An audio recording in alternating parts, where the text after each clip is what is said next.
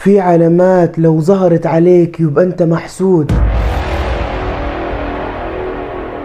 يا اخي ما تقولي على العلامات دي عشان في حاجات غريبة بتحصل لي. هقول لك حاضر، بس قبل ما اقول لك صلي على النبي صلى الله عليه وسلم. والحاجة التانية شير الفيديو ده لاصحابك وحبايبك عشان الكل يعرف ويستفيدوا زي ما انت ما استفدت، والدال على الخير كفاعله. اول حاجة الانعزال عن الاهل والاصحاب وحبك للوحدة. تاني حاجة الشعور بالخنقة والضيق والرغبة في البكاء. ثالث حاجة القلق والخوف الدائم. رابع حاجة عدم الاهتمام بالمنظر الشخصي. خامس حاجة صداع شديد في الرأس. سادس حاجة ألم شديد في مناطق متفرقة في الجسم. سابع حاجة الشعور بالغضب طول الوقت. ثامن حاجة نسيان شديد. تاسع حاجة عدم التركيز. عاشر حاجة والأخيرة الكسل. خليك جدع وشارك الفيديو ده لاصحابك وحبايبك عشان يستفيدوا زي ما انت ما استفدت.